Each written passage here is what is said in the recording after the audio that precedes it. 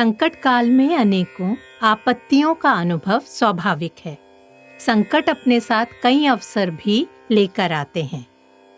ये सत्य है।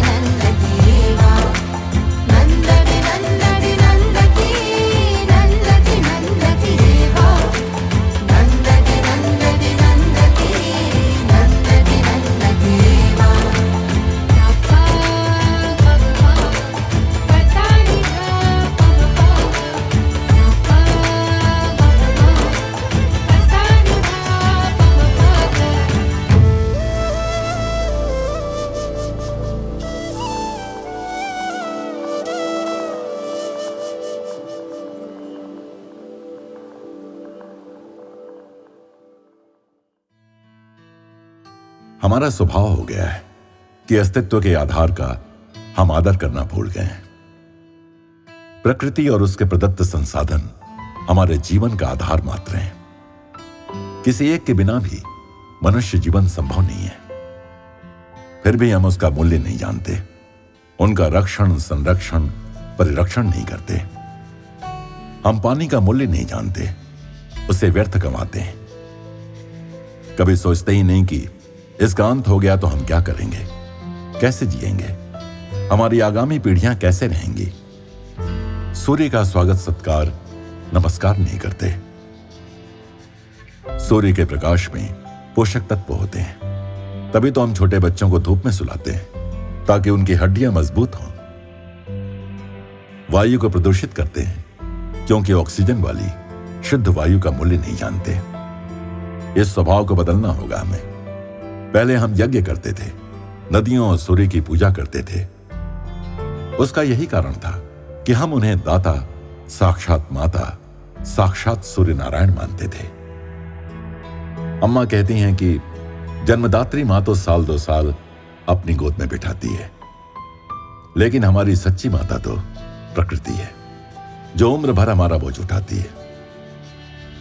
जन्मदात्री मां की ही तरह हम प्रकृति माता का आभार मानकर उसके प्रति अपने उत्तरदायित्व को भुलाते हैं तो मानो हम अपने अस्तित्व को भुलाकर मृत्यु की ओर कदम बढ़ा रहे हैं।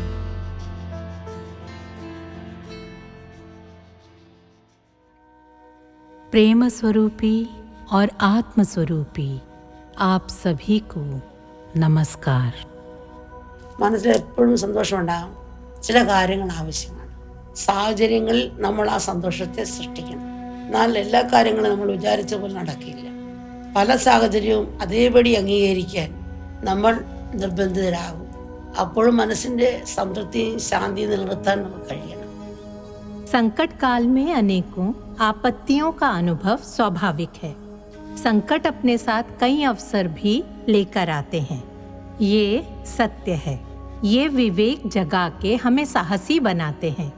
भीम की कहानी देखें तो दुर्योधन बचपन से ही चालें चलता रहता, जैसे नदी में डुबोना आदि, जिससे भीम की सतर्कता बढ़ गई। अनुभव गुरु है। लाक्षागृह के षड्यंत्र से भीम ने सबको मृत्यु से बचा लिया। ऐसे ही विपदाएं जीवन में सकारात्मकता लाती हैं। विवेक और विशालता से महाबली ने संकट काल में काम लिया। सामान्य व्यक्ति ऐसा कर पाएगा? विवेकशील महाबली ने भगवत चरणों में आत्मसमर्पण करके अपनी भारी भूल सुधार ली। हम में भी अपनी गलतियों को स्वीकारने योग्य विनयशीलता हो तो मानव और अन्य प्राणियों की रक्षा संभव है। इसे कार्यान्वित करने की तैयारी हम सब में हो, अम्मा ये आशा करती है। आदर्शवादी दूरदृष्टि और उसकी प्राप्ति हेतु प्रयत्न अच्छा है, पर यथार्थवादी भी हूँ। जगत एवं वस्तुओं का स्वभाव समझना चाहिए। दक्षिण और उत्तर की ओर 2 परिवार रहते थे। उत्तर दिशा वाले ने दक्षिणी घर वाले लड़के को गड्ढा खोदते देखा। कुछ देर बाद उस गड्ढे को बंद करते देखा। पड़ोस के बूढ़े ने उस लड़के से पूछा कि बेटे क्या गाड़ रहे हो? मेरे पास एक गोल्ड फिश थी, वो मर गई, मैं उसे दबा रहा था। छोटी सी मछली दबाने को इतना बड़ा गड्ढा क्यों? अजीब, वो आपकी बिल्ली के मुंह में थी, इसलिए बड़ा गड्ढा। हम अपने कपट धोखे को मीठे वचनों से छिपा देते हैं। आवरण हटाएं तो सत्य प्रकट हो। चिरस्थायी सुख के लिए कुछ चीजें जरूरी हैं। इस सुख को सदा बनाए रखना है, पर अपना सोचा हुआ तो कभी होता नहीं। अक्सर कई परिस्थितियों को यथास्थिति स्वीकार करना पड़ता है। तब भी मन की तृप्ति एवं शांति बनाए रखनी चाहिए। कोशिश करते रहना चाहिए। अनजाने ही कई चीजें हम बिना कोशिश के स्वीकार लेते हैं। हमारे शत्रु के साथ कुछ बुरा हो जाए तो हमें दुख नहीं, खुशी होती है। मन ही सुख दुख का मूल कारण है। हमारे किसी प्रिय व्यक्ति के साथ कुछ हो तो हम दुखी हो जाते हैं। एक बार कहीं एक किसान था जिसका जीवन दुख भरा था। उसे आर्थिक, स्वास्थ्य संबंधी, बच्चों से संबंधित कई तरह की समस्याएं उसके जीवन में थीं। उसके घर के पास एक व्यापारी रहता था। न केवल धन से संपन्न था, पर सुख से भी संपन्न। किसान ने जाकर उस व्यापारी से सलाह लेने की बात सोची।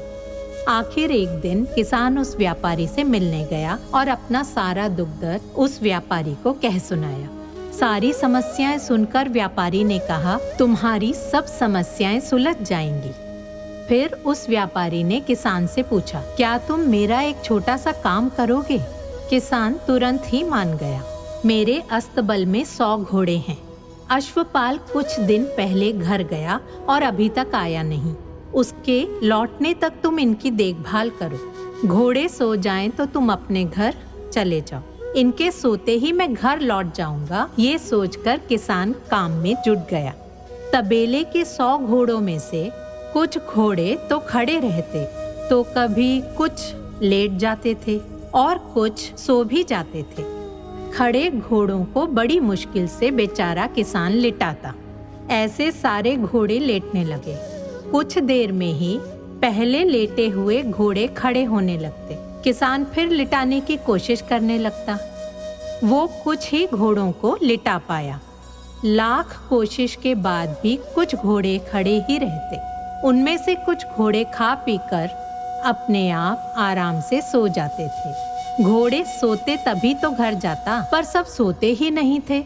ऐसे रात भर करते करते उसकी आंख न लग पाई और अगली सुबह व्यापारी से मिलकर उसने अपनी सारी व्यथा कह सुनाई। बुद्धिमान व्यापारी ने उत्तर दिया, यही हमारे जीवन में होता है। कुछ समस्याएं ऐसी होंगी जिन्हें हम सुलझा पाएंगे, कुछ को नहीं सुलझा पाते, पर समय पाकर वे रह ही नहीं जाती। और कुछ समस्याएं ऐसी होती हैं जो लाख कोशिशों के बाद भी सुलझती नहीं। वे दीर्घ काल तक सताती रहती हैं। ऐसी परिस्थितियों को स्वीकार कर लें।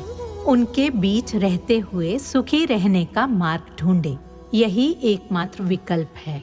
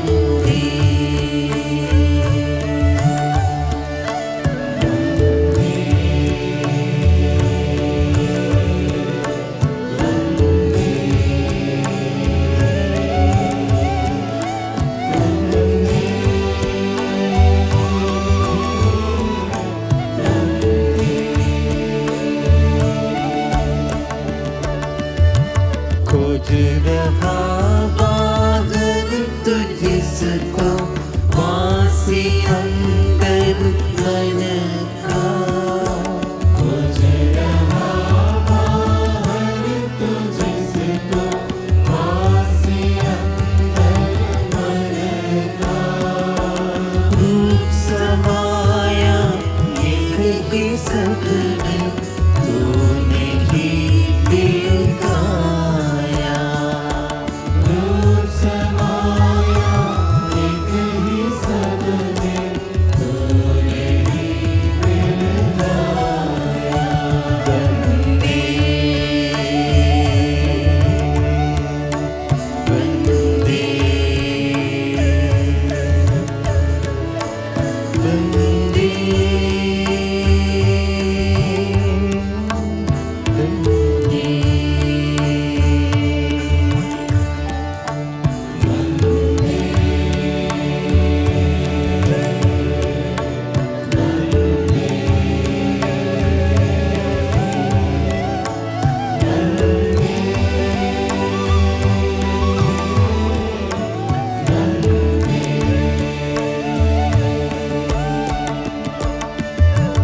तेरी कृष्णा पुनती रहती जा तेरे घर आऊंगा। तेरी कृष्णा पुनती रहती जा तेरे घर आऊंगा। भाव सभी सुख दुख के प्राणी उपज तेरे कर्मों की। भाव सभी सुख दुख के प्राणी उपज तेरे कर्मों की। अपनी मस्ती का तू ही कारण तू ही खुद को रुलाता।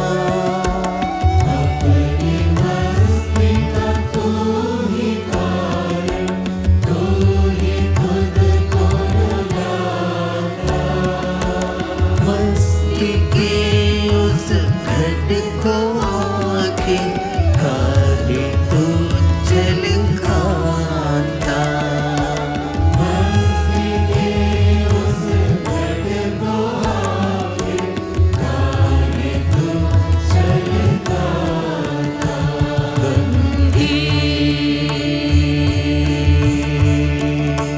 बंदे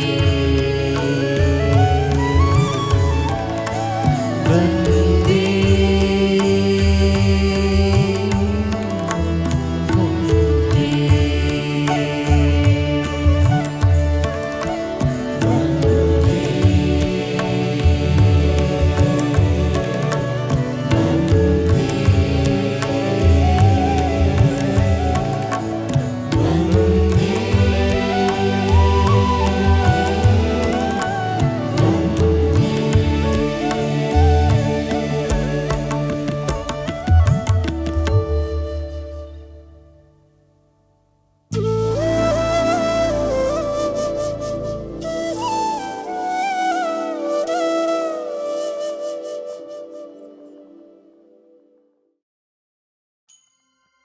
सिएटल यूएस के वाशिंगटन राज्य का प्रमुख नगर है।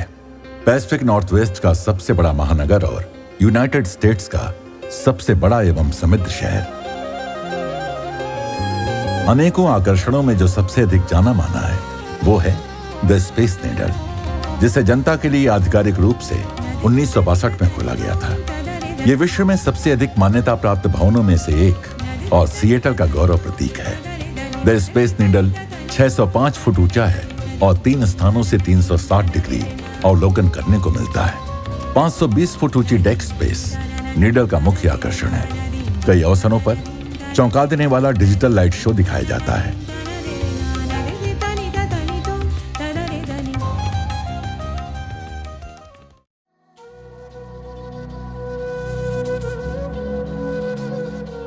अम्मा के सिएटल कार्यक्रम का अंतिम दिन था। सुबह से ही हजारों लोग हॉल में एकत्रित होने लगे थे। सिएटल के भक्त कार्यक्रम के लिए अम्मा का स्वागत करने की प्रतीक्षा में खड़े थे।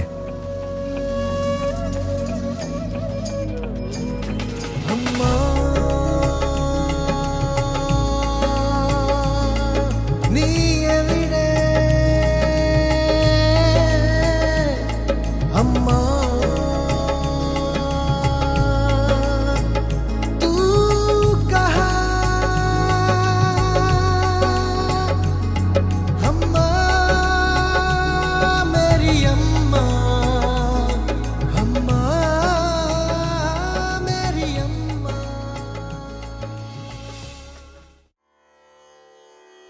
अम्मा का दर्शन अम्मा की आध्यात्मिक शिक्षाओं की शारीरिक अभिव्यक्ति है।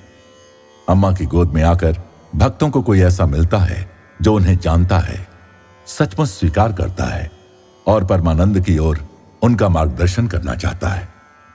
अम्मा को उनसे तत्वनिष्ठ साधक होने की अपेक्षा तो नहीं है, किंतु वो उन्हें उनकी अंतर्निहित संभावनाओं का भान कराना चाहती हैं।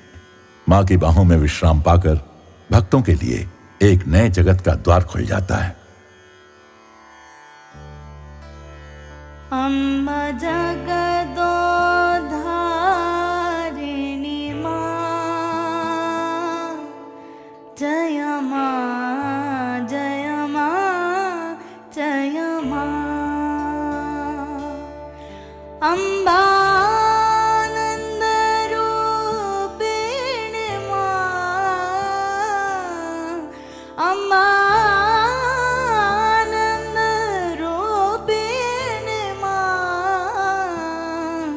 जय माँ जय माँ जय माँ, जय माँ जय माँ जय माँ। अम्बा जगदो धारिणी माँ, जय माँ जय माँ जय माँ। To serve homeless and मुझे आश्रम में आना अच्छा लगता है। हमें बेघर लोगों की सेवा व अन्य लोकोपकारी कार्य करने का अवसर मिलता है, वृक्षारोपण जैसे कार्यों का भी। मेरे 2 बेटे हैं और मुझे लगता है अम्मा के आश्रम में आने से उन्हें भी एक अच्छा मनुष्य बनने के संस्कार मिलते हैं। उन्हें निस्वार्थ सेवा, दूसरों का ध्यान रखने जैसे मूल्य मिलते हैं।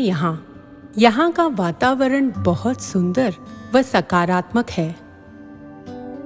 I come because the Amma अम्मा का सिएटल आश्रम ऐसा स्थान है जहाँ मैं अपनी सब चिंताएं भुलाकर अपनी उम्र के ऐसे लोगों से मिलजुल सकती हूँ जिनकी सांस्कृतिक पृष्ठभूमि एक सी है।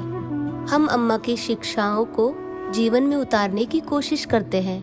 अम्मा छोटी छोटी चीजें सिखाती है, जैसे लोगों के साथ कैसे बात करनी चाहिए, कैसे ध्यान करना चाहिए और ध्यान दैनिक जीवन की परिस्थितियों में कैसे सहायक हो सकता है।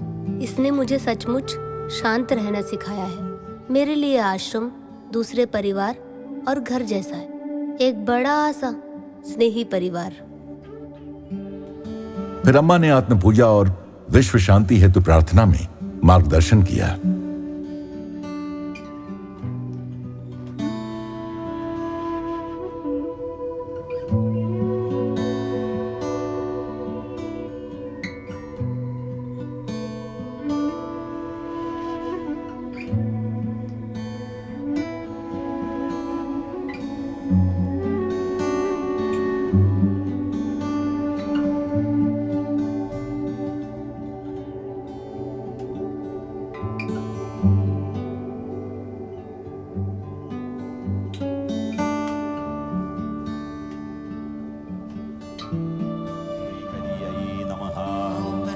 ओम शातोदर्यै नमः। ओम शांतिमत्यै नमः। ओम निराधारायै नमः। ओम निरंजनायै नमः। ओम निर्लेपायै नमः। सिएटल कार्यक्रम की समाप्ति पर भक्त अपने आंसू रोक नहीं पा रहे। अम्मा जितना समय उनके साथ रहती हैं, हर पल उन्हें खुशी देकर कोशिश करती हैं कि वे मुस्कुराएं और उन्हें सुखद यादें देती हैं, ताकि उनके जाने के बाद उन्हें संजो कर रखें। अम्मा के प्रेम से परिपूर्ण सिएटल के भक्त अब इस प्रेम को अपने समुदायों में जाकर बांटने को तैयार हैं। देने के इस चक्र का उपयोग अम्मा समूचे विश्व के उत्थान हेतु करती हैं।